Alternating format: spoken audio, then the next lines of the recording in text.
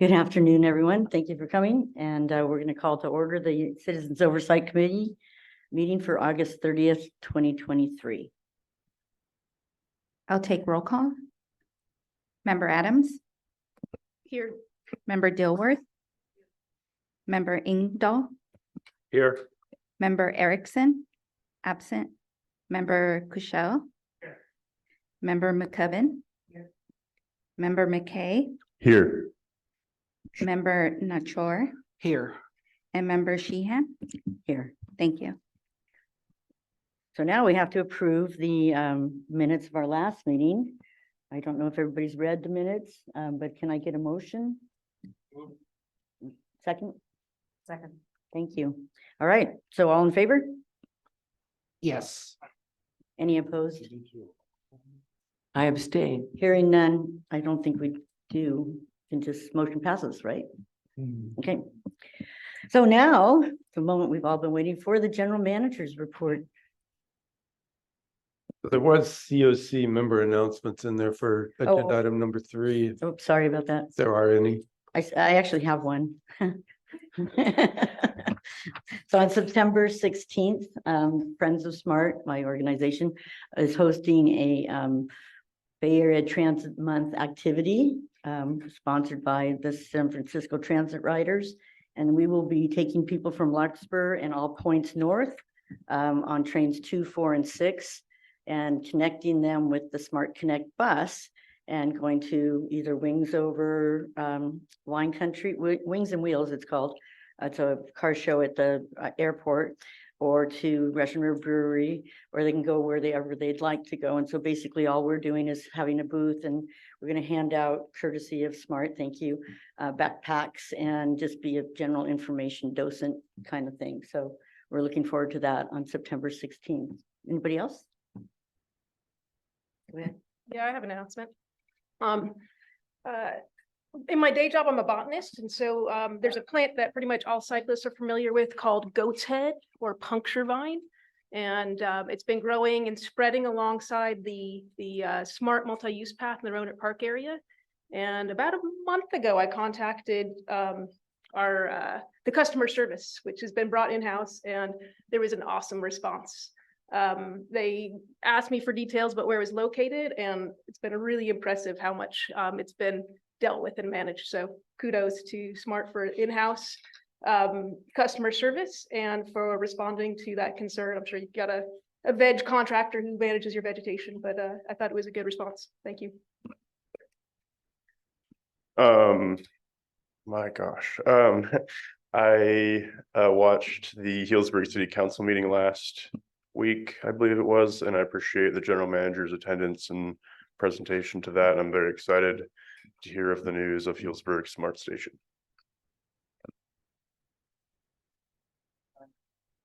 Oh, sorry, no.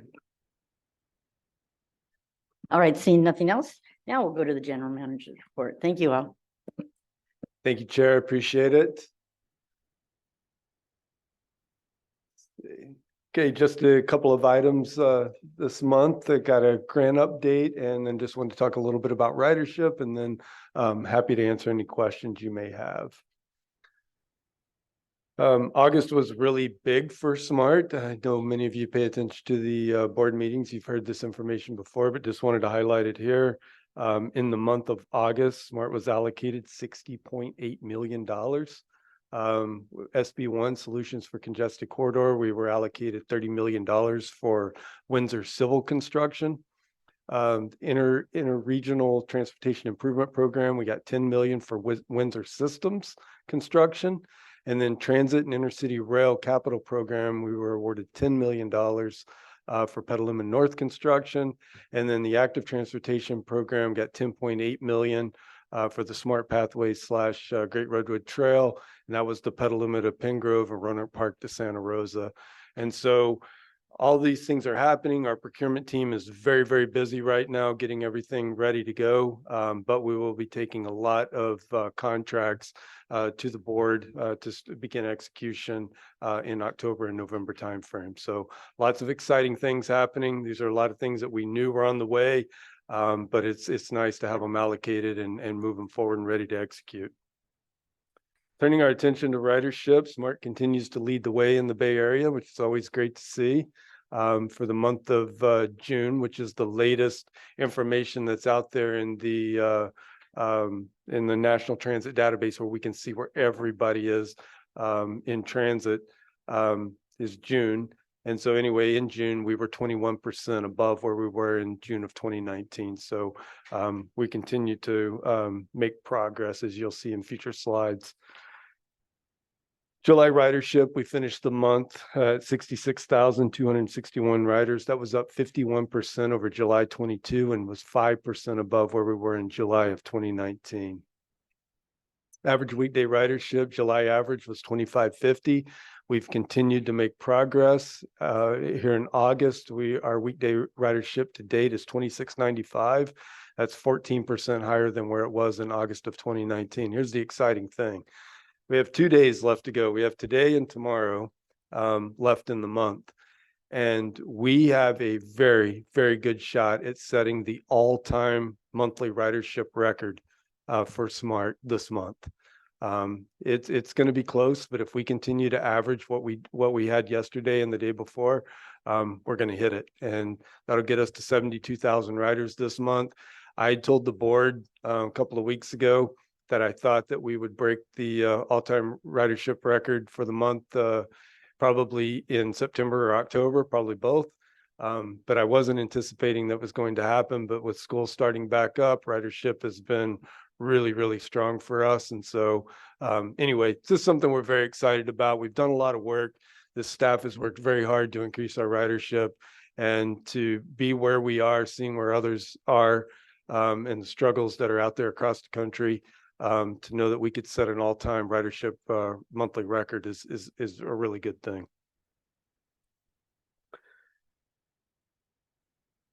July pathway counts. Our pathway counts have continued to be very strong. You see, they continue to climb. I think this is seasonal. I don't think that it's something that the pathway is just getting more and more use. I think it's just seasonal and what's going on with the weather. But in the month of July, our pathway counters counted 72,056 users on the pathway. And it's very impressive to see, but it continues to be that 50-50 split between pedestrians and bicyclists. So it's very interesting to see how that works out. And with that, I'd be happy to answer any questions the COC may have. How does weekend ridership factor into that? It helps. So our weekend ridership is well, and has been for quite some time, well beyond where it was pre-pandemic. And that's something that's going on across the country. And it just lets you know that the work from home thing is a real thing, right? Because it's not that people aren't getting out moving around, but if you talk to most agencies across the country, they'll tell you their weekend ridership is higher than it was on pre-pandemic. It's their weekday ridership, which is the one we all pay attention to, because that's the one that drives our overall ridership numbers the most. But yeah, there was just 6 months ago, I was happy when we had 800 riders on a weekend. Now we're seeing more like 1,400 on Saturdays and Sundays. But So is it's there a been really reason good. we don't report on weekend ridership or combine It's in it? the overall number. It is in the overall number. It's just typically your main driver of your overall ridership is weekday ridership. And so it's just something in transit you look at and pay attention to, because that's the number you want to see continue to increase. But Obviously on weekends too. And we can break that down in the future to show you that growth I think it's over kind of time. fun. It'd be, Yeah. yeah, we can do that. Emily, take a note. Okay, Emily's on it. Thank you. Yes, sir. Curious for any updates on metrics related to unique riders, the record that we might set here in August. Do you attribute that mainly to existing riders riding more often, or do we also have any demonstrable uptick in the number of unique people using the train? Yeah, we have some of that data. I think it's a mixed bag, to be honest with you. I think our ridership demographic is changing a little bit. I think there's some things that we put in place. I will tell you, I think our free summer youth pass has been very helpful. I think not only if you look at the months of June, July, and August, typically you see a dip in ridership, just traditional transit ridership, right? There's less traveling around. Having that, we kind of, not only did we fill the gap through the summer months, we actually increased our ridership over where we were in previous months. So I think that's got a big thing to do with it. But I think that we have a very diverse ridership group. It's not just commuters. It's not just kids. It's not just day trippers. It's not just, tourism. It's a lot of different things of people using the train. Yeah, I think any metrics around that you guys are publishing or could publish, I just think would be useful Okay. to help tell the story around certain misconceptions about who may or may not be using the train. Okay, very good. Thank you. Good feedback.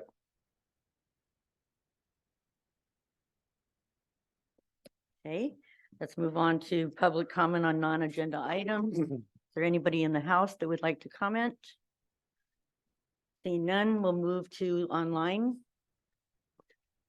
Seeing none, I guess we'll move on. Number 6, this is a big one, the Marin County Civil Grand Jury Finding Report. I attended that meeting and I asked for this to be on the agenda because I was addressed personally as a chair to respond. So I thought it was very important for you all to review this presentation as well. Okay, thank you again. This group's going to hear a lot from me today. I was looking at something this morning that I think is very important to point out. The deadline for the COC to respond was August 22nd. Whoops, right? So doesn't mean you can't send something in, but there was a deadline. It may or may not be published. So didn't the board already approve the recommendations? Yes, the board had until September 22nd to respond. Oh, And but so do I was, have anything like that you presented or this you're presenting now that I can? you could, yeah. I Okay. just, when I was looking this morning, I pulled up the report because I just wanted to make sure I had the date correct. Okay, And it said that it was due August 22nd, which was last week. I'll try to but- fix that. Yes, ma'am. I thought that invited responses did not have a deadline. I wasn't aware that there was one. Yeah, that's what the website says. Okay, The website says it had two invitations to respond. One was TAM in Marin County and the other one was the COC. And it says August 22nd. Like I said, I don't think that I don't think it says this group can't send something in. But just understanding it, they may not publish it. I don't know. I don't have a lot of experience of that. So I don't know exactly how they'll take it being late. Okay. But anyway, I'll go through and share with you what we talked about at the board meeting. The first thing I'm going to do is go over overview, talk about the board responses, talk about the next steps, things we have planned, and then be happy to answer any questions. Just overview, June 22nd, 2023, the Marin County Civil Grand Jury released a report titled Smart at the Crossroads, here today, gone tomorrow, and there's supposed to be a question mark at the end of that tomorrow. But the report consisted of 6 findings and 3 recommendations. And on July 23rd, 2022, the board established an ad hoc committee to draft the responses. There were 5 members on that committee. We had Chair Lucan, Vice Chair Bagby, Director Parr, Director Collin, and Director Rabbit. They went through the responses, came up with some recommendations, and then those were reported at the last board meeting in August, and the board ultimately approved those recommended responses. We'll go through those. I want to be very clear on this because, there's, whether it's myself or it's the board, everybody wants to wordsmith these responses. And I know some of you probably have experience on the grand jury, but they're very particular as to how you answer these things. You can add commentary at the end if you prefer, but there's certain things that it has to say. So pursuant to Penal Code section 933.05, the grand jury requests responses as follows in regards to the findings. Respondents must specify 1 of 3 options. Respondent agrees with the finding. Respondent disagrees wholly with the finding. Respondent disagrees partially with the finding. So going through these, finding number one stated, SMART is heavily dependent on revenue from voter-approved Marin and Sonoma County sales taxes for funding its operations. The board's response is respondent agrees with the finding. Finding number two, SMART has never attained the ridership levels that it promised in 2008. The board response, respondent agrees with the finding. Finding number three, SMART's past inability to be open and transparent about decision-making and operations contributed to the erosion of public confidence, leading to the defeat of the Measure I sales tax extension in 2020. The board's response is, respondent agrees with the finding. Finding number four, SMART will likely be forced to discontinue service if Marin and Sonoma County voters do not approve a sales tax extension by the required supermajority in an election before 29. Board response, respondent agrees with the finding. Finding five, SMART's new leadership, especially its general manager and chief financial officer, appear qualified, energetic, and motivated to take on the many challenges that SMART is facing. The board had a lot of conversation on this one, obviously, but eventually decided, thankfully, that respondent agrees with the finding. And the final one was SMART does not have a comprehensive marketing and communication strategy. Board response is respondent agrees with the finding. So, as you can see, the board agreed with all of the findings. Recommended responses, very similar here, pursuant to Penal Code Section 933.05. The grand jury request responses as follows. Respondents must specify one of four options for the recommendations. Recommendations are, number one would be recommendation has been implemented with a summary regarding the implemented action. Number two is recommendation has not yet been implemented, but will be implemented in the future with a time frame for implementation. Number three is recommendation requires further analysis with an explanation and time frame not to exceed 6 months from the date grand jury report was issued. And finally, number four, recommendation will not be implemented because it is not warranted or reasonable. As previously mentioned, there were three recommendations. Number one, by December 1, 2023, the board of directors should initiate a fully transparent public process to be completed by April 1, 2024 that examines how SMART might continue funding its operations beyond April 29, including an evaluation of when the voters would decide whether to continue levying a sales tax for SMART's operations. The board's response is the recommendation has not yet been implemented, but will be implemented no later than April 1, 2024. The SMART Board of Directors will initiate the process by December 1, 2023 and complete the evaluation by April 1st, 2024. Recommendation number two, by December 1, 2023, SMART Board of Directors should direct staff to develop a written strategic marketing and communications and public outreach plan and budget focused on educating voters in Marin County about the community benefits derived from the continued operation of the SMART rail system. The board response would be recommendation has not yet been implemented, but will be implemented no later than December 1, 2023. Recommendation number three, SMART's Board of Directors should consider hiring consultants to help evaluate the feasibility and timing of future tax measures. The board's response is recommendation has not yet been implemented, but will be implemented no later than December 1, 2023. So that takes us to the next steps. As previously mentioned, the board is required to respond to the Marin County Civil Grand Jury by September 22nd, 2023. Staff will prepare information based on board direction regarding the recommendations. And, you know, we took this at meeting as guidance to move forward. So for recommendation number one, we will be coming back in September 2023 at our next meeting with the board, providing what a financial analysis looks like beyond April of 29. We'll facilitate a discussion regarding timing associated with the sales tax extension measure in November of 23. Regarding recommendation number two, we'll present a strategic marketing communication public outreach plan focused on educating voters. We didn't say Marin County here because obviously we do it for Sonoma County too. We'll be bringing that in October of 2023. And based on the guidance that we get in that meeting, we will come back with a budget associated with board direction in November for them to approve and for us to move forward. And then recommendation number 3 will facilitate a discussion about hiring consultants to help evaluate the feasibility and timing of a future tax measure. We have October 23. We may have that ready to go by September.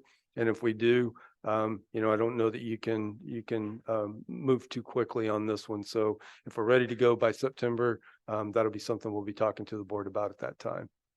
With that, happy to answer any questions about the Marin County Civil Grand Jury Report. I have a question. Yes, sir. How does the grand jury in Marin County decide which issues to take up? And how did it come about that they went to look at the SMART train? I can answer that. Yeah, I don't know that I think they look at. I think they look at things to look into, and I know they only look into public agencies, but why they selected SMART, I wouldn't know what the thought process was in that. Maybe you do, Chair. So citizens submit complaints and or questions to the grand jury. And then based on those submissions, the grand jury decides which issues they want to take up. And so if somebody complained. Just to add to that, I think there is a complaint process. Speaking as somebody who was on the Marin Civil Grand Jury, but the grand jury is free to pick its own topics of interest. So we may never know. I didn't think it was.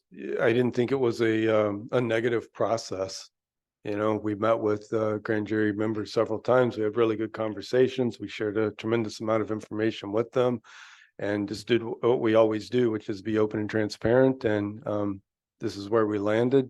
And, I think our board's taken action to move forward. It's not a bad thing. Sherry, did you have a question? Yeah, I'm going to start with the comment, which I think it's beneficial. I appreciate seeing the board's response, and I think it's beneficial, the idea of soon and clearly making a plan for when SMART's going to go back to the voters. I think that's probably in everyone's best interest. My question is, if I understood correctly, the grand jury cited a number that was not daily ridership on the train only. It was actually a combined number of train and pathway usage, which is not numbers that you normally put forward. So I wonder if there's a little bit of an apples to oranges thing. I'm not sure that number is the most important one. I think reporting them separately may be appropriate, but did I understand that correctly? No, I don't think so. They reported, I think it was 5,049 riders a day. This is something that I looked into because I think it's important to know where you're falling short, right? So I went and pulled up the old EIR, and basically it had for each station, what the EIR thought that the ridership would be. Right. And you add all that up and it comes up to, I think it was 5,049. Does that sound correct? I think it's 5,049 riders a day. And so what I wanted to do is take a look at that and go, okay, what stations are performing well? What stations are not performing well? To my surprise, San Rafael is an overperformer, big time. Larkspur is by far the overperformer. I think it's like 250% over what it was anticipated to be. So Larkspur is performing very well. The interesting thing that jumped out on the negative side of that was that the Santa Rosa stations were the biggest underperformers. So went to jump into that to understand why. And I think that knowing that we're starting construction now on Windsor Station, that's going to influence that. So went and looked at some SCTA data, and it shows that 77% of the trips that originate in Windsor have a destination of Santa Rosa. Okay. So if you take those 647 riders a day that is anticipated to be picked up at Windsor, right? Those afternoon trips going home are likely going to be coming out of Santa Rosa. That's what it looks like just looking at the data. So I think that we're going to see a huge ridership boost is what I'm telling you once Windsor opens and as we continue to move north. Because you got to keep in mind that 5,049 number assumes that the system exists all the way from Larkspur all the way to Cloverdale and includes the Petaluma North Station. Okay, so it's fully built out. And the other thing I will point out to the COC is that that was a 2025 number. Now, it's not 2025 yet. I don't know that I can say we're going to get there by 2025, but when Windsor opens, it's going to be a game changer. I guarantee it. Eddie, what's the best case scenario about when Windsor could open? 2025. The Novato, I guess it's the San Marin station, is right across the street from the Fireman's Fund complex, which is being ripped down and replaced with housing. How will that affect the ridership in that area? It seems like that's going to be a huge thing for. It should, yeah. I mean, anytime that you can develop around a rail station, it's always a good thing. It always drives ridership. You know, I think you ask yourself, why is that there? It's because the Fireman's Fund building was there whenever they were doing construction, right? And that was huge. I have dug into that to look, and it's amazing. I've never been in that building, but it's amazing when you look it up of how big that building is and how many employees were housed there. Obviously, it's been closed since I've been here, but without a doubt, that would have been a huge ridership driver. And I think once the housing goes in there, we'll see that ridership increase at that station. They're also doing something like 500 affordable houses by the downtown station up Grant Avenue. So that should help. All good news for SMART. Well, except for I'm on the planning committee and there's a lot of people that don't want the 500 houses to go in. Right. Yeah, so. SMART loves them. So as an action item, and I don't know if we need a motion or just want to talk, I mean, I have, oh, I'm sorry, Anthony.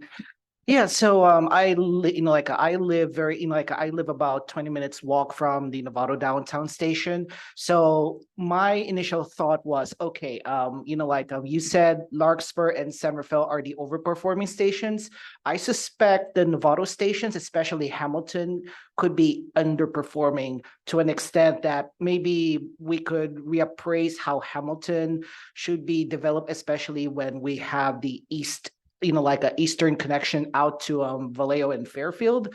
So I was really thinking, how can SMART address the issues up there in Novato, especially when perhaps the best performing of the three, because I know Hamilton, San Marin, and the downtown stations really well performance wise. I believe the downtown is the highest performing of the trio, but there's still room for growth, especially Grand Avenue still seems to have a little bit of an issue in terms of how do we want to market Novato as a destination that could rival San Rafael as Marin's second largest city. Yeah, this is a little off the subject, but I'm curious about the bus. I know you talked about it at the board meeting that it was being underutilized. There were some problems with the airport. Are those things getting resolved? Yes, absolutely. We have a lot of things rolling out on that, a lot of adjustments. I was at the airport. I was on vacation last week and flew into the airport. Had a chance to have some conversations with some folks, but yes, we are really increasing our marketing around that and getting it more visible in there. And like I said in the board meeting, obviously, number one, you're dealing with, you gotta provide a super high quality service, making sure people get to the airport on time. We were really focused on the operation side of things, making sure that everything worked well, but now it's time to really turn up the heat and make sure that the marketing is there and that we grow that ridership. Everywhere I go, people tell me how great of an idea is and how happy they are that it's there, right? So everybody agrees that it's a good thing. We just need to get the word out and get people utilizing it.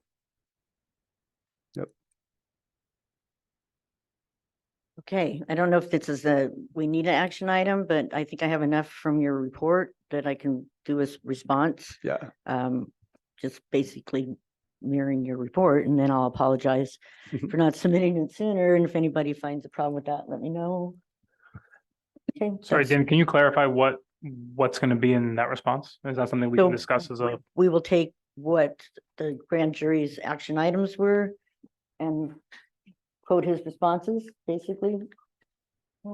I think the grand jury is looking for us to weigh in independently from the GM and the board. At least that was my understanding. But I don't disagree. So if you disagree, I mean, personally, I fully agree with how the board responded and how the management's responding, but I think then we should say that rather than just echoing what they say. We should say that we also agree independently. Certainly. So I will draft something and send it around and you guys can comment on it, and hopefully we can do that in the next week or so that I don't feel so bad about missing the deadline. And if you need any staff assistance as far as, anything, let Well, us I'll know. definitely run it We're by happy you to guys help. as well. Yeah, So, we're happy to help. okay, thank you. Thank you. Thank you.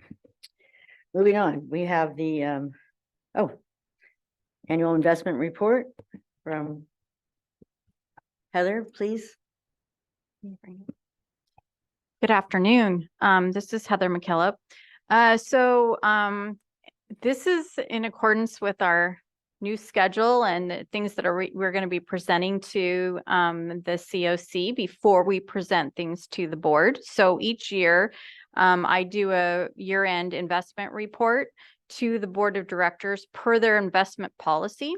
So this is agenda item we're bringing to you first to see if you have any questions, any input before we take it to the board in September. So the investment policy requirements are that we do a year-end report and that we identify the types of investment by fund, the types of investment by institution, the date of maturities, the amount of deposits, current market value, rates of interest, and expected yield to maturity. So that's a lot of words. And I'll tell you in a second where to look for that in your packet so you can see what that actually means.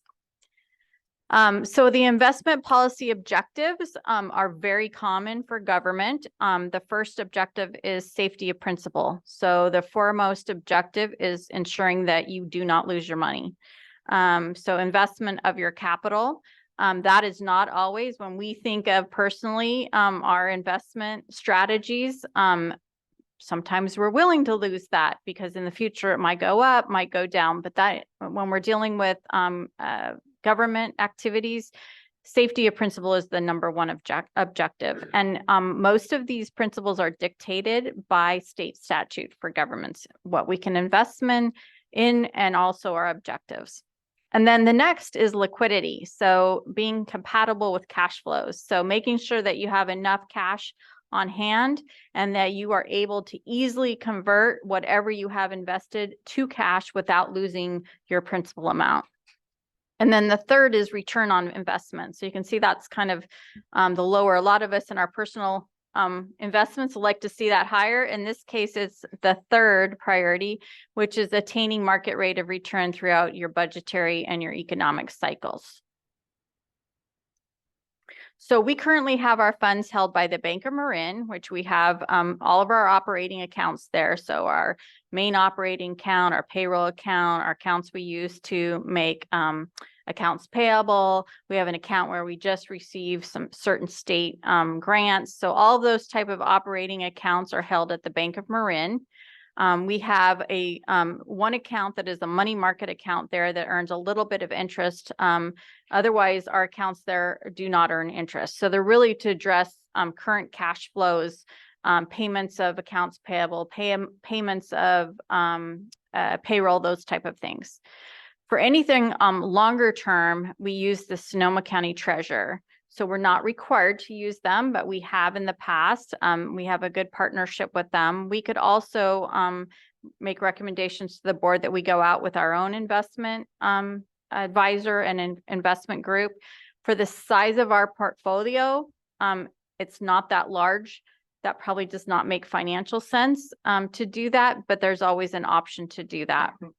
The only thing about the Sonoma County Treasurer that we might see differently if we went out on our own is we tend to have, and we'll go through this a little later in another, or later on in this presentation as it relates to the public comment, we tend to keep a little more cash on hand because we're trying to carry that money forward to offset future costs.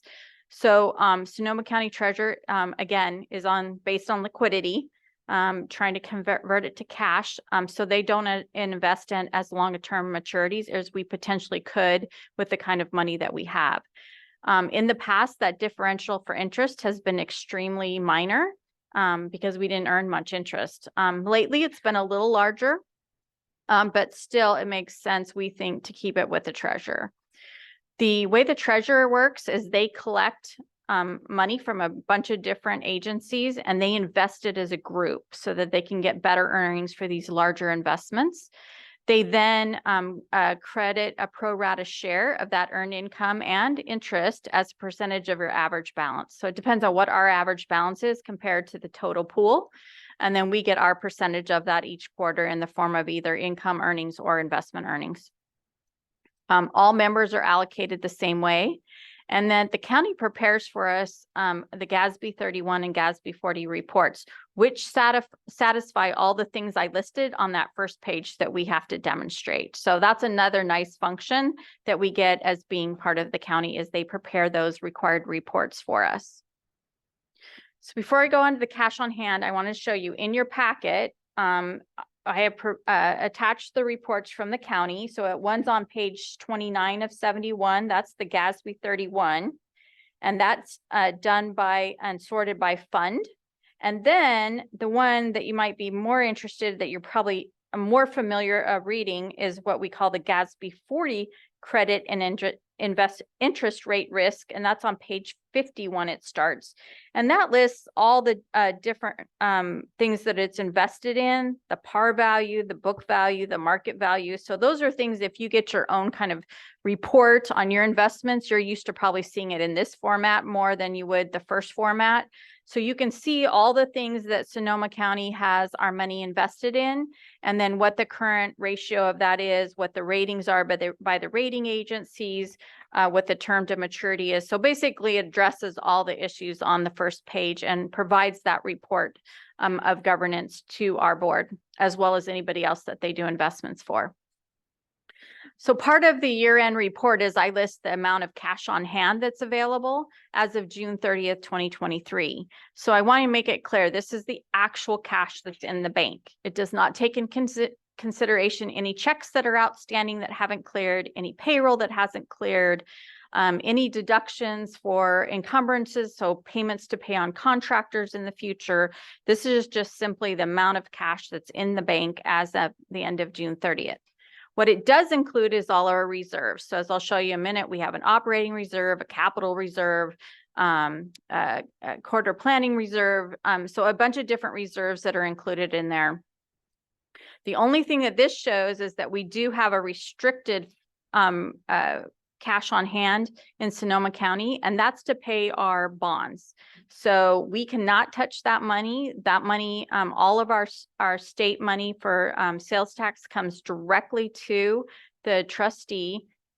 They then take off the top the amount that goes to pay interest and debt service, and the rest goes into our other accounts in Sonoma County, or into our Bank of Marin checking account. So I just want to make that clear. They have that ability to take that money off the top and put it aside in a restricted amount. And then that money we cannot expend. The county authorizes that to be paid towards our debt service when it comes due. And we have a payment here due in September. Oh, almost hit the wrong button there.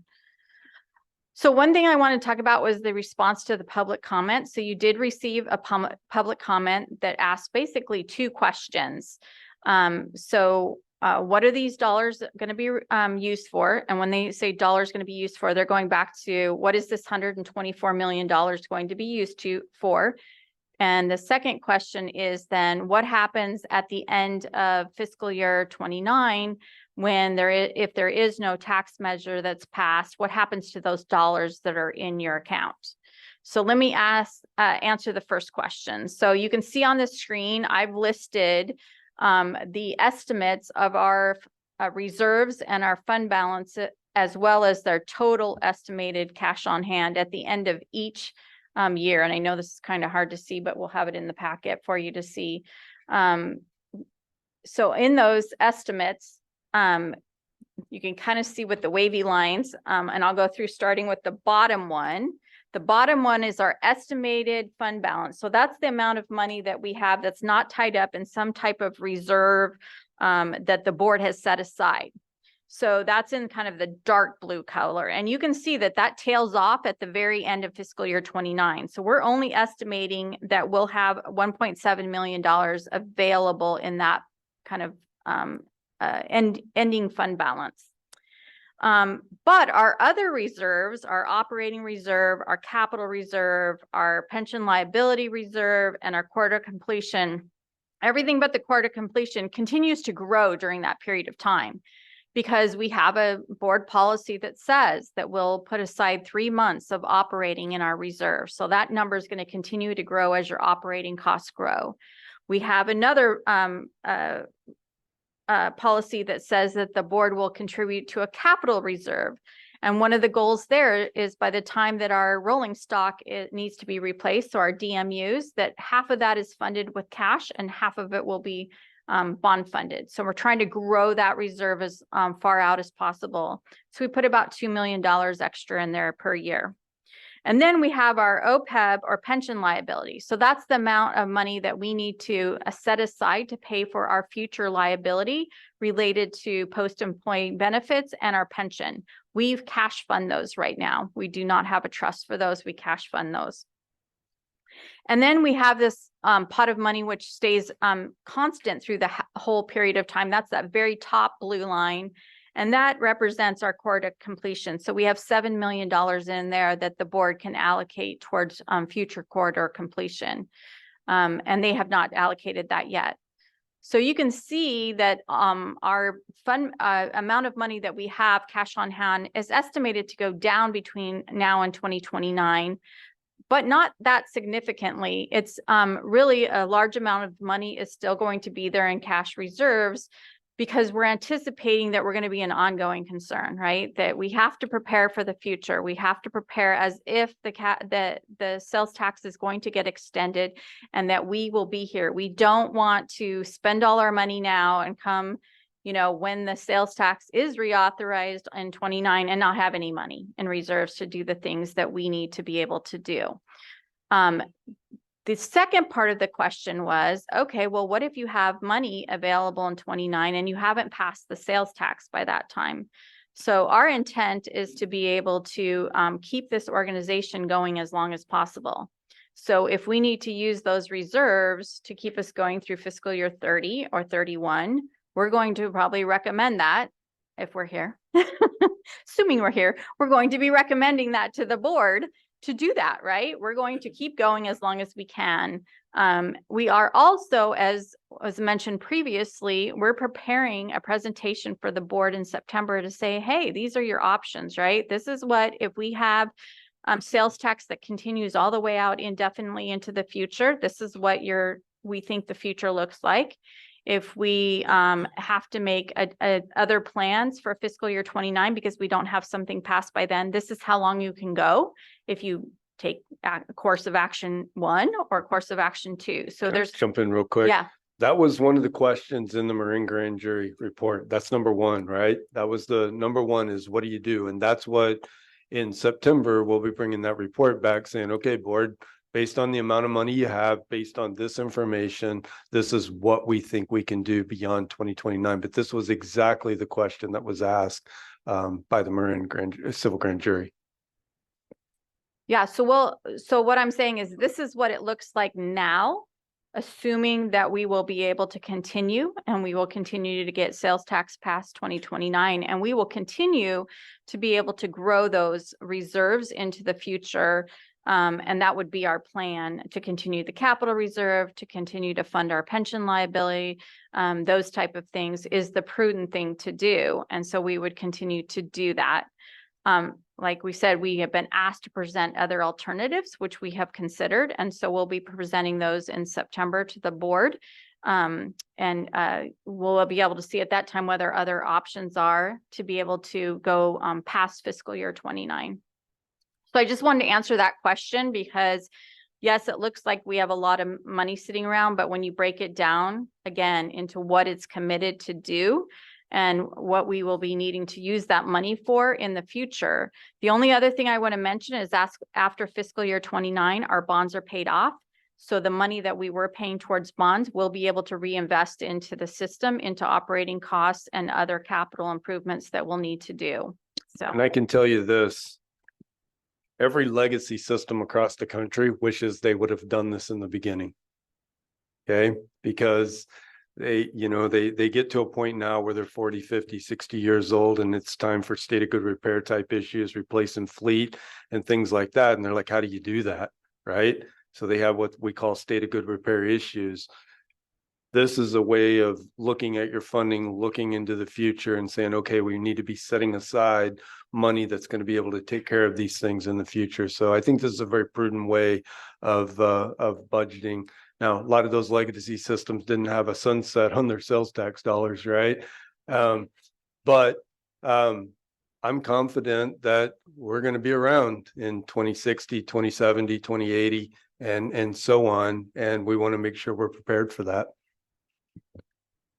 The only other thing I wanted to point out on this chart, because you can see in fiscal year 25, it takes a dip, especially in the lower, which is the fund balance as of June 30 of each year. That's when we are planning on opening Windsor. And then between that and 26, potentially if we get the funding, Healdsburg. And so I've accounted for the additional operating money there. So that additional operating pulls that down for a little bit of time. And then it peaks again. So I just want to mention that we have considered operation dollars in this scenario for both Windsor and Healdsburg out to 29. So with that, I'd be glad to take any questions you might have. I have a question. I'm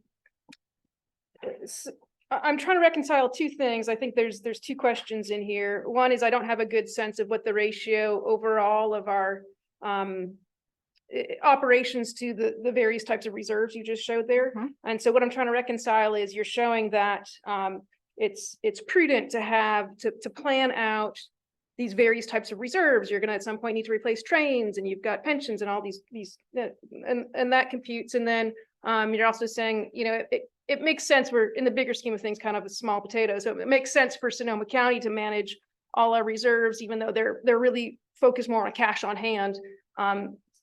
In your opinion, would it make sense to have, is there like sort of the deep freeze, like where there is some section of smart finances that actually ought to be managed in a different way, not in this sort of cash on hand? Is there a way to do that through the Treasury without trying to like start up our own, branch of doing that?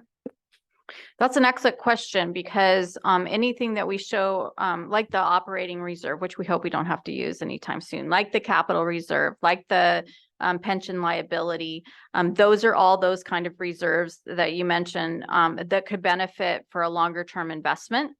That is not necessarily possible to do through Sonoma County, because they have a very specific goal that they're trying to meet in their investment strategy. But that's where we could look at going outside with a different investment strategy for only those particular dollars. The problem then becomes is when you strip those out, that even though that's a lot of money to us, $30–40 million, you don't get it's expensive to manage that portfolio. So because we don't have the expertise inside to manage that portfolio on a daily basis, we would have to hire someone to do that. So that's where I've been going back and forth as to whether that makes sense or not, just because logically that piece could be stripped out and would make sense for a longer investment. But again, then the cost of making that investment would eat up potentially any investment earnings that we got. So that's kind of what I've been looking at. Heather, can you just quickly clarify, does this Sonoma County charge SMART a fee to manage the money, or do they do that for free?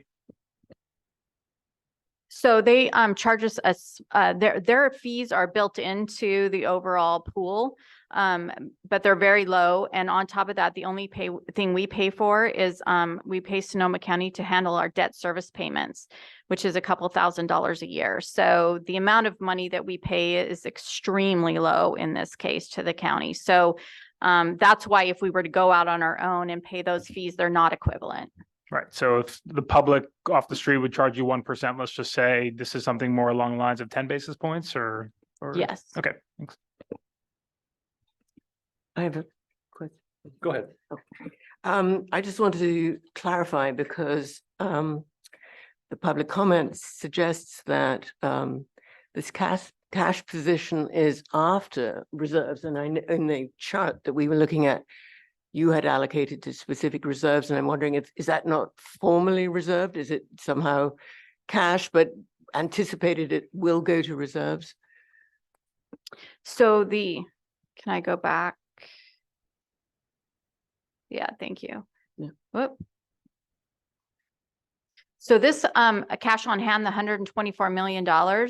And I'll specifically talk to the 118 million because that's before the restricted amount that we can't touch for bonds.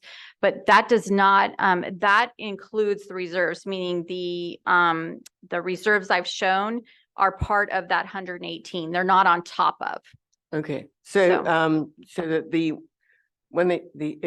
just to quote, it says Smart's cash position after accounting for reserves and reported encumbrances has grown significantly by over 50 million since December 2019. So that is separate from these reserves that you were showing? So no, what he's talking about is a different report. Oh. So each month I put out a report that shows our cash on hand. And then I deduct the encumbrances that we have at that point in time. So he's referring to that we have seen an increase in the amount of cash available, which is reflected in the numbers that I put up here. So, so that is a true statement that he's made, but that's purposeful. Okay, thank you. So some generic questions. What's the return on investment or percentage of the investments? That's a good question. I had that available, but I can't remember it off the top and I don't want to misquote. So let me get that exact number for you and get that out to the In committee. general, is it like 1% or is it 10 or in between? Oh, it's a lot less than 10, but it's more than 1 lately. So I would say it's in maybe the 2 to 3% range. Okay, and what is the cost of the bonds in a percentage of growth and ROI for the bond holders? So I believe the bonds par value was 5%. Is what I remember on those, but I'd have to go back So and the look at question those. is the investment income offsetting the bond payments. No. And if it were, we'd have to rebate the difference. But in this case, and which we did have to do on our previous bonds, a rebate calculation to make sure that our investments were not exceeding it. However, the new bonds that were issued were taxable bonds, so we don't have to do that calculation. But currently, no, the earnings are not paying for the debt service. And one last question for you. The debt service, is that different than the debt of the bonds or is that the same thing? No, that's the same thing. It's the principal and interest amount that we pay. Okay, thank And you. it accumulates every month as we get our sales tax. They take off the top a proportionate amount. Oh, actually, one more question.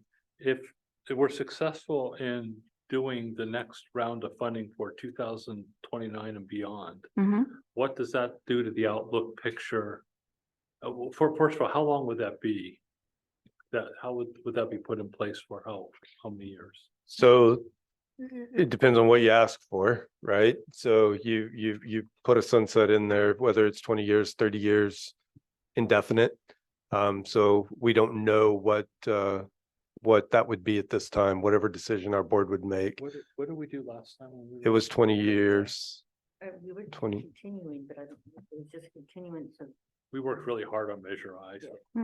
but I don't remember. I want to say it Yeah. was 30, but I could be wrong, was Yeah. the Measure I, but the first one was 20. Yeah. So what does that do on a, whatever timeframe basis for you? Does that just start throwing off all kinds of cash left and right or? No, because so let's say it was passed tomorrow, right? Well, let's just say no, it was passed in November as an example.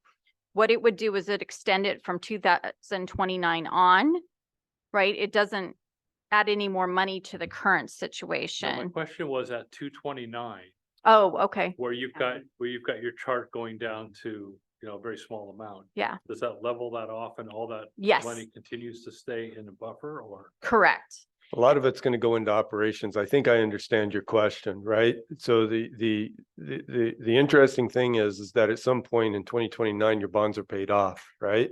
Now you no longer have to make those bond payments. Now you have that money. But if everything goes as planned with Windsor, Healdsburg, so on and so forth, and thinking about state of good repair, things that are going to have to be replaced, crossings that are going to have to be replaced, all of these different things, rail curves, all these things that have to be done. What happens is what's been being paid in bonds now starts going into operations and state of good repair. So does that also anticipate being able to grow to additional stations and freight? So it doesn't include freight. No. Freight's a separate business on its own and it has to be a standalone. But we have done the analysis to make sure that we can operate to Cloverdale. Right? So we've included in our long-term analysis that Heather will show is, and that's something we did in our kind of our planning for the future exercise. That was one of the questions we had is, okay, we're talking about extending to Windsor, Healdsburg, and Cloverdale, right? Can we afford to operate that? And the financial analysis is yes, we can. Of course, the bonds have to be paid off to be able to do that long-term, but we can do it. All right, thank you. Thank you. But it does allow us to continue to contribute to capital reserves, those type of things. And it will increase our operating reserve because assuming we Yep. go to Cloverdale and we add in that operational cost, it'll drive up the amount of reserve that we want to have set aside. After 2029, the big factor is not only getting the sales tax, but it's the paying off of the bonds, as Eddie said, that really helps us be able to operate more efficiently and for indefinitely.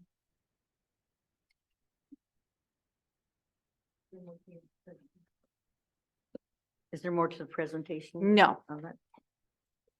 Any more questions, guys? Oh, Zach? How has our cash management strategy evolved with rates going from 1% to 5% over the last 15 months? Has it evolved or are we still kind of, No, it has not evolved.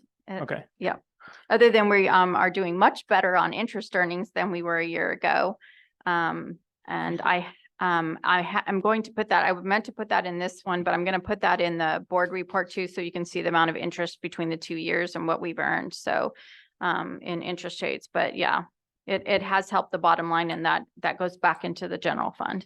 and of the 31 million in the short-term operating at Bank of Marin, how much of that is in interest-bearing accounts versus non-interest-bearing accounts roughly? Most of it is in an interest-bearing account, and then I move it out of the interest-bearing account to the operating account to pay the bills as they come along. And can you share what the APY is on that interest-bearing account? No, I don't have that handy, but I can get that for you. Okay. Have we looked at all 28-day T-bills, right, are paying 5.3% and is fairly liquid? Have we looked into supplementing with some of those types of investments? Yeah, so we had a conversation recently with Bank of Marin on some options that they may have available for us. So we just did a massive review with them of all of our accounts there. What's, to review security measures, to review how we're keeping the money, which ones have zero balances, how we move the money around. And then we also discussed any potential changes in how we might want to look at what we're earning there and what solutions they may have to Sonoma County Treasurer. So I am sending them the information that we have invested there, and they're going to take a look at it.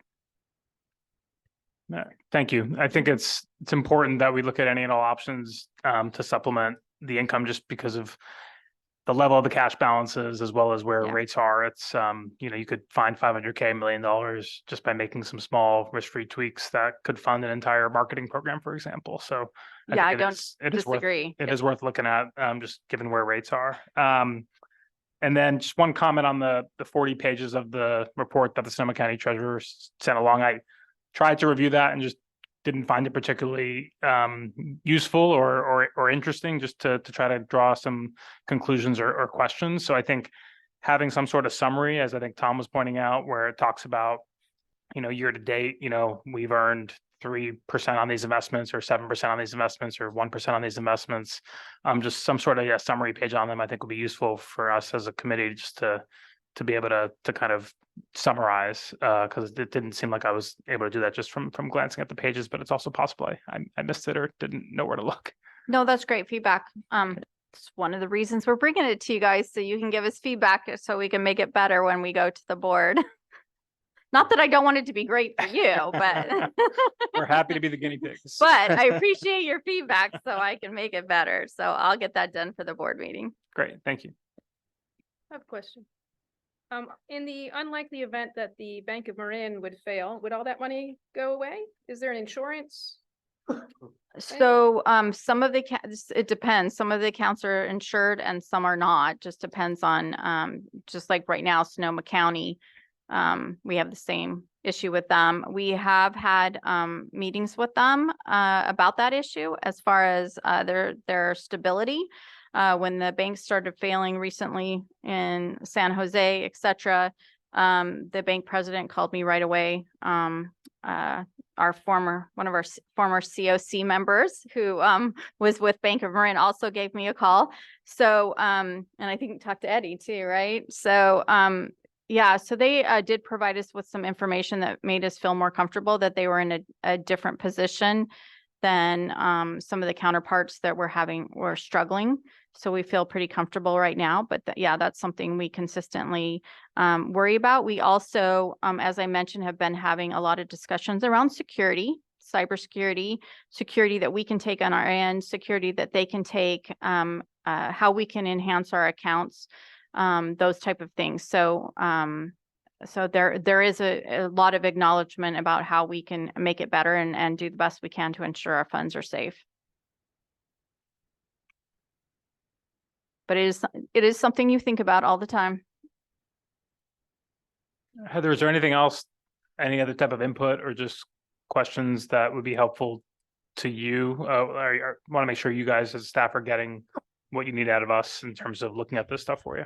No, I think this has been really good because I didn't know what to expect, right? As far as usually when I take it to the board, they just don't even, I don't know that if they know what they're looking at or if what I'm saying makes any sense.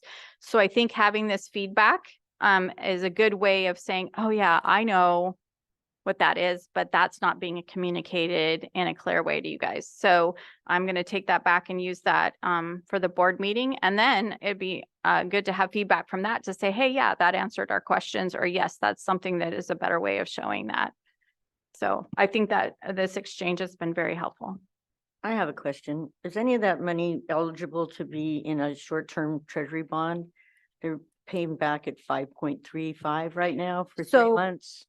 So the County of Marin, I believe, has T-bills. If you look at their investments, I'll have to go through it, but yes, I think they have some in there. So, but for your cash on hand through the bank, is that eligible to be? that's one of the, he was asking what our options are with Bank of Marin. So I'd have to look and see what they have available. But yes, they said they would do that analysis for me.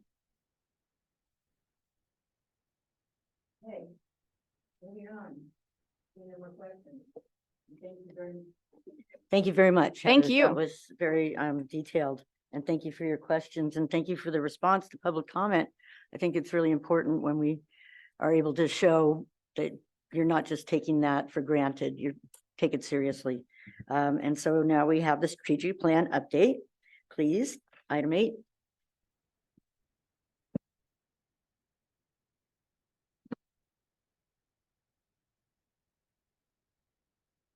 Got to get to the start. There we go. Okay, well, thank you very much. Again, this particular topic is about strategic plan. I think this is very exciting because I think that this is just the meat and potatoes of what we do, and think this is very interesting. This is just a picture of the cover of the 2019 strategic plan. Obviously, you know that this is needs to be updated every 5 years, and we just felt like with the Marin Grand Jury report coming out, some of the information that they're requesting, this was a great time to kick off this particular process. So the purpose of the strategic plan, it helps define the strategic direction of the organization. It aids in establishing the objectives, goals that are in line with the vision and the mission, defines a plan to achieve our goals. It promotes collaboration, collective responsibility, and I think ultimately accountability for what we want to achieve. And kind of, I said this before, but why now? Well, it expires in 2024. So we need to get it done. And we all know 2024 will be here before we know it, right? I can't believe August is almost gone. As I mentioned, the Marin County Civil Grand Jury report's asking for some of this information that'll inform this. And then, of course, it's always good. Take a look at the funding. We're doing some of that work now, talking about that. But what does that look like moving forward? It's also a big part of the COC responsibilities. We all know that it focuses heavily on the strategic plan. I won't read this whole thing, but provide input and review of the strategic plan, hold meetings quarterly, and the planning and advancement of the strategic plan, receive briefings on the financial, budgetary, capital plans that are directed towards the strategic plan. So if you look at the bylaws, right, it mentions the strategic plan numerous times. And like I said, I believe this is kind of the meat and potatoes of this whole thing. So what does a strategic plan look like? Well, it's the outline of the strategic plan, be having that vision, the mission, what are the values of the organization, what are our strengths, weaknesses, opportunities, and threats, what are our strategic objectives, and then what are the plans we're going to put in place to achieve these things. I think we're in a really good spot because if you look at the 2019 plan, it was very much a financial plan. I think everybody can agree with that. Wasn't a lot of details behind it. It was more around the finances. But with things that the staff and the board have done and the previous COC have done with strategic planning, we called it planning for the future. We kind of went through the process and we created some of these things that we need. So I feel like the framework is there. The board created what we refer to as the Smart House, identifies our values, the safety, integrity, stewardship, and continuous improvement. They identified our strategic objectives, those 4 really big things that they felt like staff needed to focus on as an organization: ridership, pathways, extensions, and freight. Identified what is our mission. Our mission is to connect communities. And then our vision, long-term, smarter transportation for a smarter tomorrow. We also conducted an in-house SWOT analysis, looking at this thing and putting this presentation together. And we're going to do a little deeper dive into this later in the presentation, but this obviously needs to be updated. There's a lot of things that have been done that were in those opportunities that we've taken advantage of. I think that, probably our strengths and our weaknesses have changed. Maybe even some of the threats are no longer threats and just probably need to be updated. And then I think one of the things that I think helped inform our action plan more than anything is the community outreach that we did during that process, right? I go out and talk a lot, and I'm going to show a slide that I show when I go out and speak to organizations and talk about all the things that we accomplished. But I always stop and say, to be honest with you, there's nothing on this list that staff, dreamed up. It's like, oh, this is what we got to do. Everything was community driven. Everything was something that was brought up in one of those listening sessions saying we need this. And so we'll talk about that more later. But I think, and I'm going to make a pitch later on to talk about, the community involvement in this process. But I really believe that was a critical part of making our last plan successful. Just jumping into this one, just showing the Smart House. Like I said, I think the framework is there. I think if we go and ask the board today, if these are still the 4 strategic objectives of the things that we need to focus on and work on, I think they're going to say yes. We've made progress in every one of these areas, but we all know there's still work to do. There's still things that we need to get done. I think our mission, our vision statement again. So I think the Smart House is what we can build this strategic plan off of and have this kind of as our foundation. The SWOT analysis, I thought it was interesting in the Marin Grand Jury report. This was like the highlight of the report, right? They really dug into this. And I will tell you, I think that as I've gone out and talked to organizations, Rotary clubs and chambers and other advocacy groups and things like that, I think people appreciate this SWOT analysis more than anything else that we've done. And I think that they like it that we took an honest look in the mirror and identified really what our weaknesses were, what our threats were, and where we had opportunities to improve. But what I always like to look at is over in those opportunities, improved strategic direction, focus on tourism, students, late night, recreation and events, improve wayfinding, improve first and last mile, increase interaction with the public and community leaders, enhance marketing efforts to target key markets, reactivate onboard amenities. Most of these things we've taken advantage of. And so I think as we move forward in this, we need to go back and look at and do this process again, looking at strengths, weaknesses, opportunities, and threats, and really identifying what are our new opportunities moving forward in this strategic plan and what do we want to accomplish, say, in the next 5 years and beyond. So I wanted to take a look really quick at what our current action plan are. And those of you that really pay attention to SMART, you're going to be like, wait a minute, you already did that. All right. So we're going to talk more about that. But this is the current action plan. This is the things that we took to the board and we said, hey, this is what we heard. These are the things that we feel like we need to focus on, we need to do. And we did one of these for each one of the strategic objectives. I'm going to start with ridership, but we also are going to talk about pathways, extensions, and freight. So for current action plan for ridership was facilitate bike share at 10 to 12 stations, extend Giant special service pilot through 2022 season, implement a micro transit program at airport station, consider additional service, midday, late night, and event service, work with transit providers to improve ferry, bus and ferry connections, model the rail system, determine requirement to maintain 30/60 headways, look for innovative methods to restore snack bar and Wi-Fi, allow overnight parking, monitor system and ridership to adjust as necessary, and implement impacts of hybrid work schedules and implement a aggressive marketing plan. Similarly, with pathways, the action plan was construct funded segments of the pathway, continue to design and permit pathways, publish updated pathway maps, and develop and implement a wayfinding program. Made a lot of progress in these areas. Like I said, still work to do, but we've made a lot of progress. Looking at extensions, the action plan for Windsor and Healdsburg was secure funding. As I mentioned in the GM report, we've been very, very successful in this area. Windsor's fully funded. We don't have Healdsburg fully funded, but boy, are we going to make some significant progress. The plan is theirs to at least get the bridge and the pathway segment completed in Healdsburg.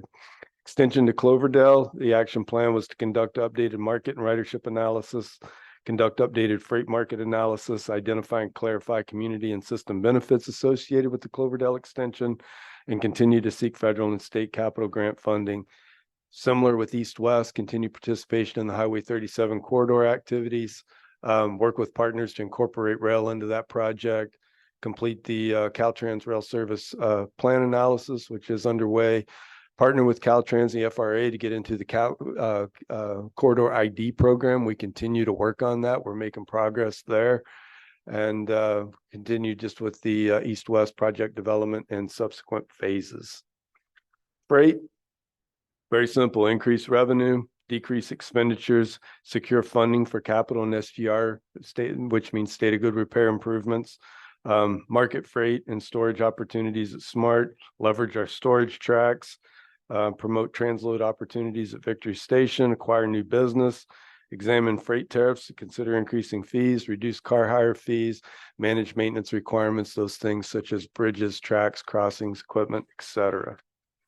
So these were the action plans. The question is, what have we done? Well, first, in the last 2 years, and not even 2 years, but from January 22 to present, SMART has secured $189.7 million in outside grant funding. That's not talking about Measure Q. That is outside grant funding, whether it be state or federal, but 189.7 million.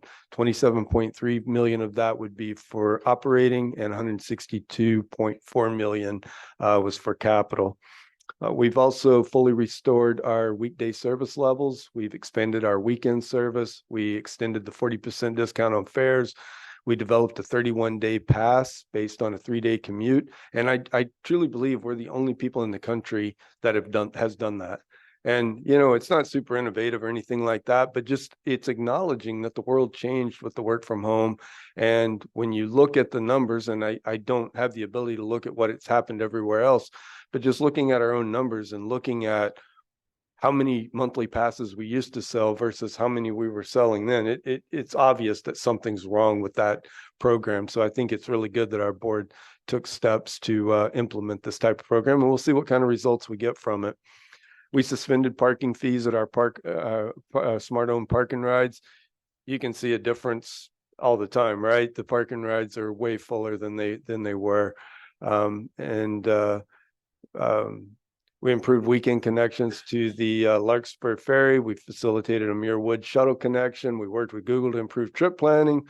We implemented Giants game service, which had been huge for us. I mean, those are the days that we know, we look at it. It's on our website. We know when Giants games are, and we know we're going to see a significant bump in ridership on Giants games days. So that's always really good. We implemented free field trips for K through 12 students.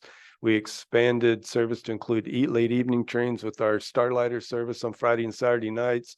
We implemented a free summer youth program. I already talked about the benefits of that, but you know, we're seeing 10,000 kids a month minimum riding the train, which is awesome.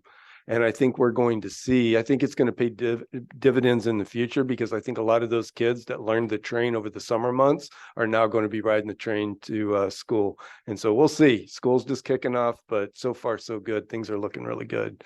And then of course we launched our microtransit project at Airport Station. We also have some things in the hopper. We have construction of Petaluma North Station, anticipating opening that station in late 24. Building pathway segments. We have Petaluma to Pingrove, Roanoke Park to Santa Rosa, McGinnis to Smith Ranch, and then more coming in both Sonoma and Marin County. Real-time electronic arrival signage, that's coming in the fall of 23. We have pathway wayfinding signage, working on that project right now, anticipating having that installed by late 23. Beginning Windsor extension construction. Again, I talked about bringing it to the board either in October or November timeframe, hopefully October. And as soon as we get that executed, we'll start construction there. Hillsburg progress, like I said, the bridge and the pathway. And then we are considering Smart Connect expansion, right? So we're continuing to learn about that product, but I think that it does make sense at other stations and other areas. So we'll be looking at that. So we talked about, you know, kind of what we've done up to this point. I think there's still challenges as we think through the strategic planning process. We have to acknowledge that there are challenges that we need to think about as we work on putting together a strategic plan. I do think that achieving future success requires work, commitment, and agility. We have to be willing to adjust and adapt to our changing environment. I think, you know, some of those are highlighted under future challenges of, you know, the pandemic impact is real. Work from home is a real thing. I don't know that we're ever going to return to the way life used to be, you know, prior to March of 2020. First and last mile still a challenge for us. I think we've made some level of progress there, but it's still a challenge and something we need to think about moving forward and how we get better over the next 5, 10, 15, 20 years. Completing projects. You know, we've been successful in bringing in these project funds, getting capital funds. Now it's time to deliver. And that's what the public expects of us, is to deliver on these projects, both pathway and rail extensions. You know, it's been interesting being in this building probably the last month once all these things are approved, right? Knowing that it's coming. We're small staff and there is a whole lot of work to do. But we're committed. We have a great staff and we know we're going to pull it off, but it's something we know that's going to be a challenge, but we got to complete these projects. The elephant in the room for us, always, it comes up all the time. The Measure Q sales tax expires in 2029. We have to pass the sales tax. You know, I get asked a question on a regular basis. Well, how long until you become profitable? Well, it's not going to happen.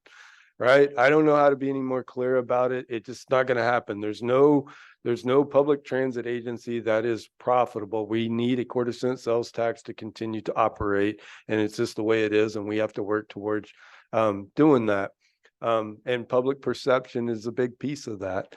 You know, I'm out on a regular basis. I'm out speaking to groups. I can tell you just the feelings that I get of what it was like when I was first got here out meeting with people, and the questions I got and the looks that I got versus the way it is today. I truly feel that we've made some level of progress on public perception, but I'm not naive enough to believe that it's enough, right? We have to continue to do these things. I still run into people who have a poor perception of SMART. It's out there. We have to acknowledge it. And, you know, we need to continue to work to get better. That's all I can say about that. Focus areas, I think that as we look at this with our vision and what we're trying to put together, is that we need to make sure that as we look at this, it's really all about the SMART train meeting the needs of the community. You know, I've been saying that since I arrived here. SMART train's got to meet the needs of the community, whatever that means. And I think that you'll look at how we've adjusted over the past couple of years, how we've adapted to the pandemic, how we've adapted to a changing environment, how we've adapted just to how the world has changed around us. And you know, I don't want to brag about it, but I'm really proud of this staff because it shows that we did something different. That's why we have the best ridership recovery rate in the Bay Area. We did something different. And, you know, I think if we're going to be successful in the future, we have to continue to think that way, and we have to be willing to continue to adapt and be agile. And I think ultimately, at the end of the day, we all want SMART to be viewed as a solution in the community, right? We want people to think of SMART as a solution. It's not something that we have to fund or we have to do, but you know, problems we have in the area, what's the solution? SMART. SMART is the solution. SMART's the way we fix this.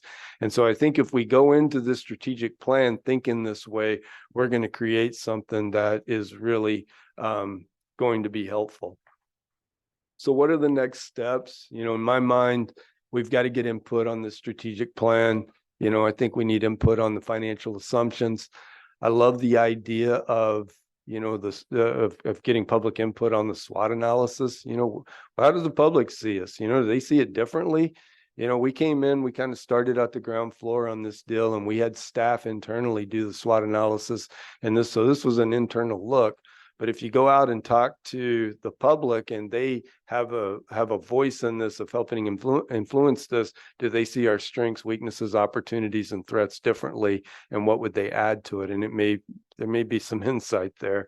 I think, you know, input on our strategic objectives of how we accomplish these things. And of course, how do we execute? What are some of the things that we need to do in our action plan? Again, you know, all the things that I said that we've accomplished, those were all community driven. And I think that we can get a lot of community driven ideas that are really going to pay dividends for us in our action plan. So how do we do this? Obviously, I think we need to have some COC workshops. Obviously, we would include the board, but I think, and I don't know that this has been done in the past, right? But I would recommend the COC think about, you know, having some open houses. I think we could do some things in person. We could do them on Zoom. You know, I love the idea of doing, you know, an in-house, or I say in-house or in person, you know, doing something in Sonoma County, doing something in Marin County where people can come out. We could show boards, show things, show maps, get input, you know, share some information. And then I think, you know, Zoom, that's something that wasn't available in 2019, or at least I didn't know about it.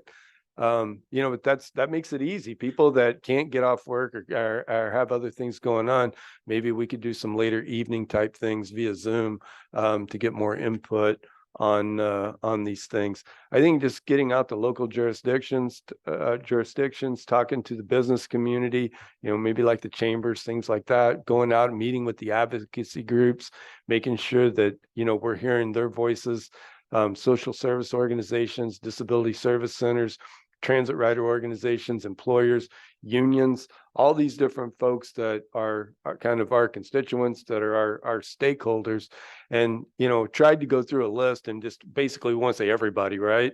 So if you have any other names that we should throw up there, but that's what we're trying to communicate here is that we need to have a method to really engage all of the community into our strategic plan. And that would be our recommendation. going forward is find a way to really get people involved in this, get them to feel a part of our plan moving forward. And with that, I say, love to have some feedback. Do we have this right? Are we on the right track here? And what would the COC, recommend for us as we move forward? Well, Eddie, thank you very much for making this report possible. And I actually find it encouraging that you are now open to reaching out to transit rider organizations and advocacy groups so that our voices as transit riders can be heard much further in making your service more, like a more productive and more successful. This could be a venue for maybe, Transit Month is this September. So if there's an opportunity for SMART to actually have a discussion on the action plan, not just on Transit Month for September, but, as we go through the process of the, developing this, a 2024 plan, that would be a wonderful way for us to provide our input, especially, for example, initially you said that you wanted bike share to happen at 10 of 12 stations. However, it looks like in the current iteration of the report, there is no indication of when you're going to actually implement the bike share at those 10 to 12 stations. How are we going to know when that particular part of the program will be initiated? Because we, a lot of us, we really want to get to your stations using bike share rather than being driven around or a walk along distance to get to those train stations. So part of my question is, how much longer do we have to wait until bike share actually comes in to the SMART network? Yeah. Well, first, I would say I think we have to stay focused in this conversation of what the strategic plan is and how we're going to move forward in a 5-year plan. But to answer your question directly, is that SMART's not directly, acquiring the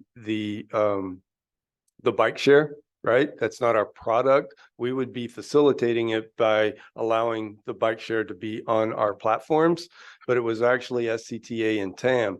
The problem that happened, and I think I've said this before, but the problem that happened is that they had an agreement, they were ready to move forward, the company went out of business.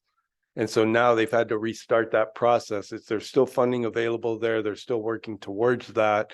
But I can't directly answer your question because we don't directly control that process. So the thing is I have been in touch with TAM on my end so that I can, ask them, when the bike share program will happen to and from the SMART stations.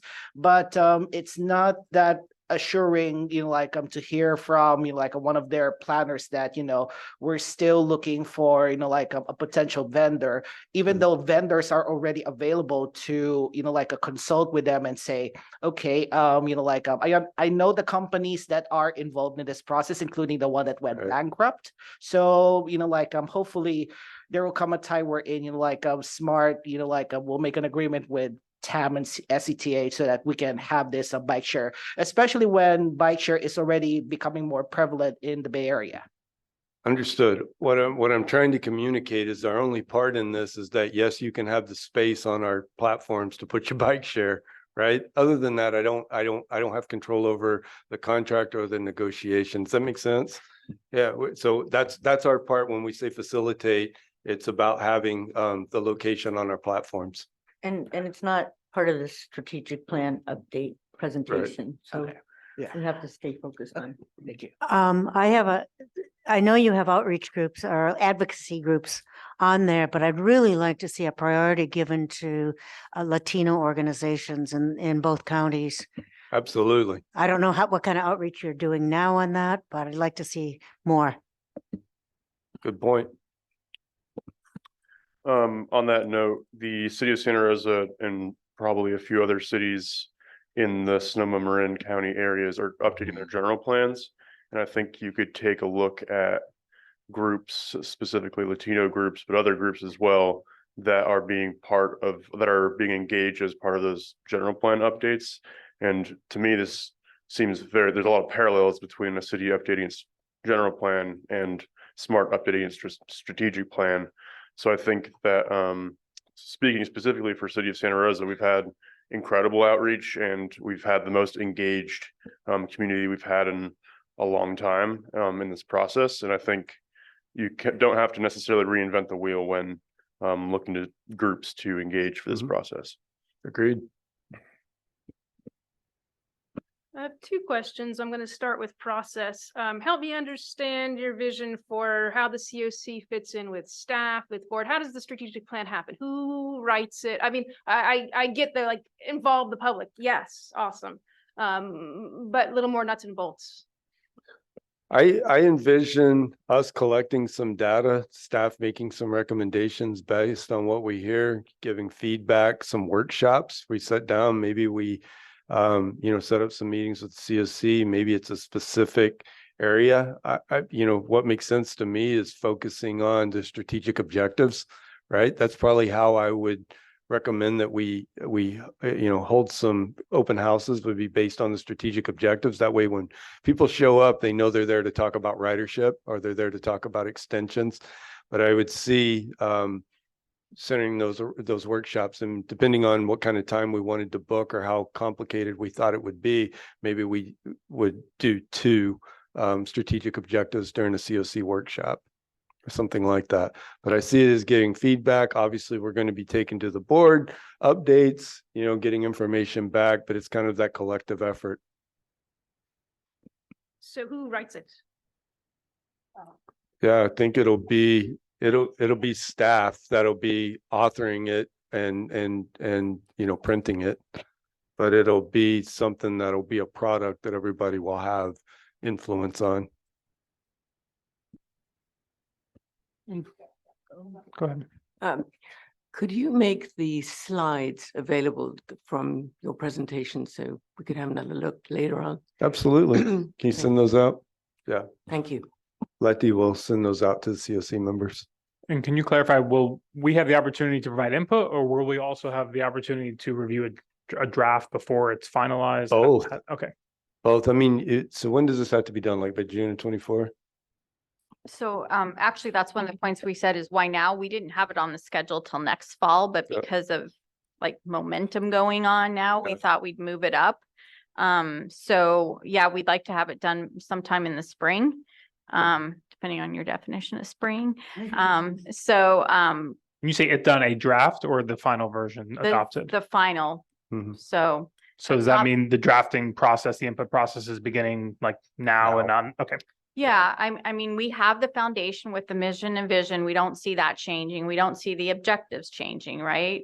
The values changing, but it's really around the action plan.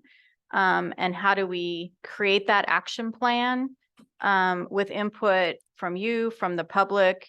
And how do we synthesize that into something that then we can identify that we could actually do either through funding or through initiatives that get us that funding, whatever that might be. Mhm.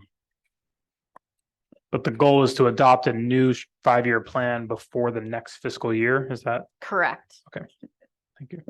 So we got a lot of work to do. So I do have one comment on the airport. If you're gonna do open houses, is there a chance to get with some of the airlines and some of the companies that are at the airport and create programs for, and I fly out of Santa Rosa a lot. And I would love to be able to take the SMART train there and leave my car in Novato. You can. Well, I know I can now, but the whole point is when I go there, I think we need to outreach to people to know that. And I think the airlines are great because you got people captive on a tube for a long time, right? Well, My airplane is much smaller than Yeah. those, but yeah, I think there's all sorts of different things that we can consider and look at and figure out what's the best way to get to folks. I mean, during the listening sessions, and I mean, I love the folks that I get to talk to on a regular basis, but you want to find ways to talk to other people, right?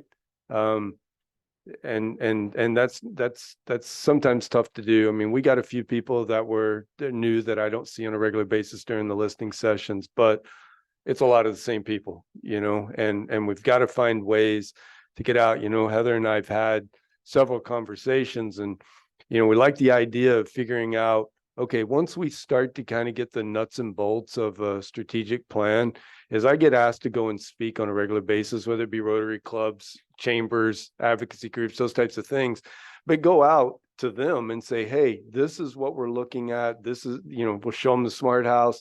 And these are the things we're focused on, high level. These are the things that we see as our action plan. Do we have it right? Are we wrong? Are we missing something? But get feedback from those groups and then just kind of be able to tweak our presentation over time based on the feedback that we get. But I think that gives us an opportunity to get out and talk to more people. But I've been in this business a long time. I know if we have an open house, we may get 40 people to show up and I'm going to know 35 of them. Right. And it's just the way it is. And I know you folks see similar things. So it's going to be important for us to get out and hear the voice of everybody. And it's going to be a lot of work, without a doubt. Yes, ma'am. First, a comment. I commute from Sonoma County and I work in Marin, and on the train, and I work for a water agency. There's several the folks I talk to on the train. There's someone who works for a sewer district, commutes from Sonoma County. There's someone who's a custodian in the schools. There's so many of us on the train who take our time to commute to Marin County to work jobs in Marin County, essential services that the people in Marin County need. My point is that it's not Marin's SMART's work to find supporters is not just folks who are actually going to ride the train, but employers who need folks willing to take our time to go. I know you know that. I'm just thinking, like, it's not just advocacy groups. It's people who don't want to ride the train themselves, but know that their staff needs to do that because it's a county that hasn't built the housing to support folks to live in their county. I agree 100%. I think the COC knows this, but it's important to point out we're a member of every chamber along our alignment. Right. So we're attending these meetings, we're talking to people, we're making the connections with the business community, having these conversations. And I think that's going to be helpful for us. But yeah, we'd love to get in and talk to these companies and be able to get their feedback, right? Because there's some things that you go and you talk, and I run into these folks from time to time at the chamber meetings, and they tell me why the smart train may be not meeting their needs. Right. Whether it's times, and it's difficult, right? They want to be rigid and say, our time starts at 7:30 and your train gets here at 7:28. And you know what I mean? And you can't do everything, right? But there are other things that we can work on solutions and try to figure things out. And maybe it's an additional trip here or there, something like that. So absolutely open to getting out, talking with the employers, as well as the employees, as well as our riders, so on and so forth. So I think to be super successful in this, we really need to hear from everybody. So I'm going to make a comment, and I think one of the things that I see is that people who haven't ever rode a train. So, part of the reason Friends of Smart does these tours. So in conjunction with these workshops, open houses, it would be nice to organize train rides. Yeah, for sure. Yeah, I think there's, we've been talking about this. I think there's some things that need to be done, education wise, right? So like we get the emails from time to time about the empty trains. Okay. But look where the emails come from. It's generally San Rafael or Santa Rosa. It's at the end of the lines, right? And so the train either just started or it's almost done, right? And so we need to create some animations that helps educate the public as to what do these trips look like. Yes, you're right. Maybe right before it gets to Larkspur, there's not too many people on the train, or maybe right before airport, it's not too many people on the train. But at Petaluma, right, it's full, right? And so we just need to show people how these systems work. And, before, back in several years ago, I was on the bus side and I got the same thing on the bus side, right? Why does empty bus drive by my house every 20 minutes, right? Well, it's because it's the end of the line. But it doesn't, if you don't ride the bus or you don't ride the train on a regular basis, that doesn't make sense to you. You think that it ought to be full of people, even though it only has one station to go. So we have to find ways to create animations that's going to educate people to help them understand some of these things. Well, I know I'm on board, so let us know what we need to do, or what the ask is. I think the ask is are we on the right track? Do we want to engage the community in this? Do we want to set up, some workshops with the COC, as we work through these things? Making sure that we just, we want the DNA of the COC in the strategic plan, obviously. And then, reporting it to the board and hopefully a really good product. So, we thought about this as staff of what would it take to create a really good strategic plan? We think we can do better than was done in 2019, to be honest with you. But I think it's going to take a lot more work. Should we schedule another meeting before November to create a workshop, or is there enough? I mean, got a lot of material and I think that answers the grand jury's questions a lot. But how could we be more effective than November 29th?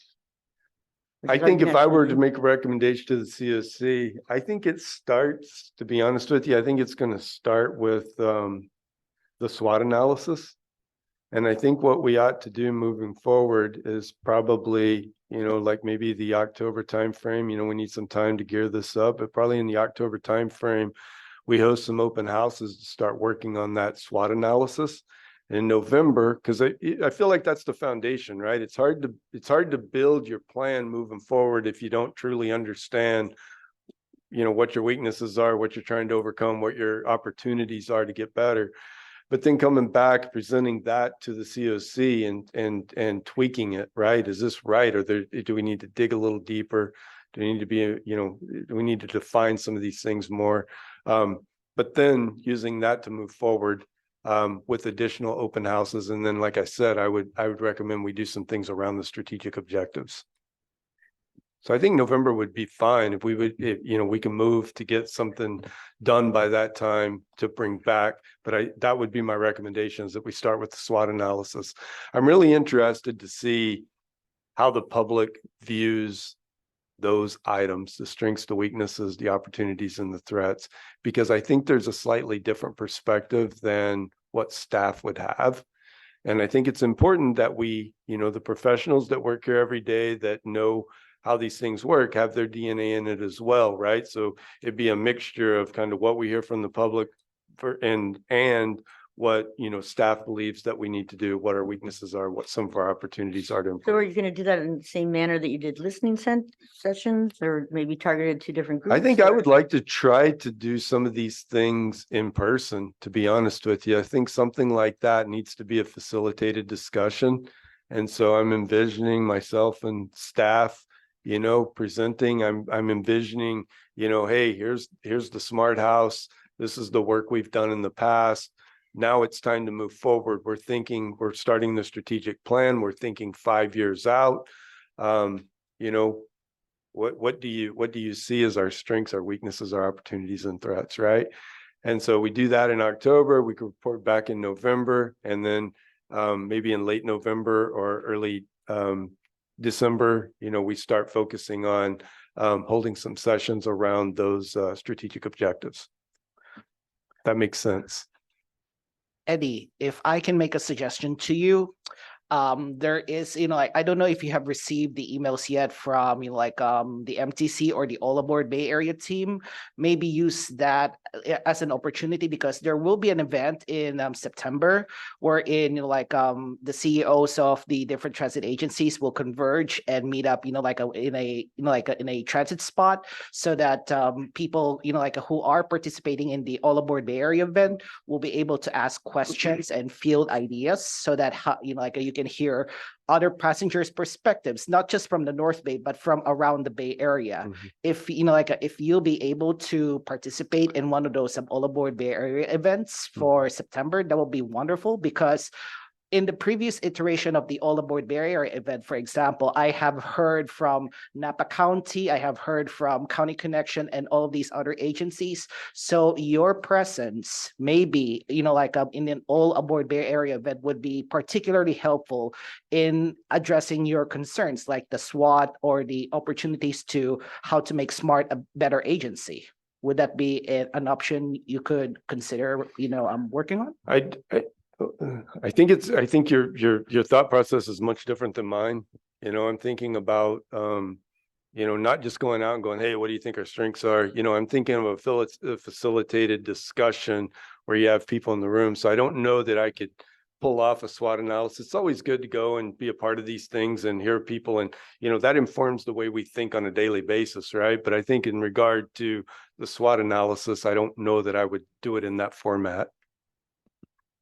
Understandable. I'd be interested, and it doesn't have to be today, but how the outreach goes to cities like Sebastopol and Sonoma that don't have, why do they want to pay a Yep. sales tax on something they're not using? I think So I'd like to know what kind of strategy you're going to Yeah. come up with down the road. Yeah, we've got to figure that out, right? I mean, those are valid questions. I think when, we always have to have the lens, I'm just being honest, right? We always have to have the lens of passing a sales tax, right? And you have to think about that. And that's a real item, right? So how do we engage those groups? We've got to figure that out. We need a strategy for that. It's not always easy to do, right? So, yeah, we need to try to figure that out. Appreciate that. The procedural note on the meeting schedule that we approved in the minutes last time, it doesn't contemplate talking about the strategic plan until July 10th.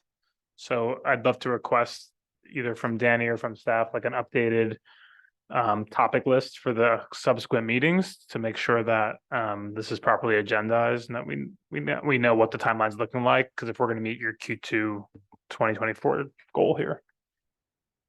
Yeah, and that's what I was mentioning earlier, that when we had done this just a couple months ago, we had assumed that was going to be next year. And we felt with everything going on after we got the Marin grand jury report and other momentum that we've gotten with these grants, that we needed to look into updating it sooner rather than later.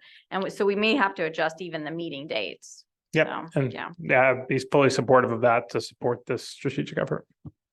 And when we approved the meeting dates, we didn't necessarily pre-approve an agenda. So I think that we Yeah. can be flexible that way. I would just ask for as much advance notice as possible because we did do a good job of putting these dates on calendars. Mhm. I'll second that. Yeah. That was really a great presentation. I think it addresses a lot of what the grand jury brought up and how are you addressing that? So Mhm. the answers to that, but just having the outline is very helpful and also answers a lot of questions just right there, just in terms of what has already been done. Mhm. Thank you. Yeah, and any recommendations you have as to how to engage, like it's your question, engaging those citizens in Sebastopol. It may be difficult to get them to come in or get them to attend a Zoom meeting or whatever it is. But we need to find a way to communicate with them. Even if we don't get them to come to one of our sessions, we still need to think about how do we communicate with them? How do we share with them what's going on? And how do we share with them how SMART benefits them? At the end of the day, that's the question. Yeah, I think one of the things, having done some political work in this county, I would see the people of Sebastopol being more supportive of SMART than the people in Sonoma. And so I would put some focus on Sonoma. Thank you. I think it's also you go to them, right? So Yeah. Sonoma Valley Chamber meeting and the Sonoma Rotary meeting, they may not want to spend the time to come to you. So continue to go to them is huge. For sure. And I just didn't have a chance to say before, I agree everything Danny said. I thought it was just a really comprehensive and thoughtful presentation. I think, Eddie, it seems like you and staff are thinking about this with a strategic lens in a very thoughtful way. So I think if that level of thought process is going into this process, I have a high degree of confidence that the 2024 strategic plan is going to turn out very well. Yeah. Thank you. And on that note, because that was excellent, thank you, Zach. Our next meeting is November 29th at 1:30 here. Do we have anything else to discuss? Any other comments? And then I'll ask for a motion to adjourn. Okay, and a second. Okay, I don't know who made it, but approved. Thank you very much for your time, everyone.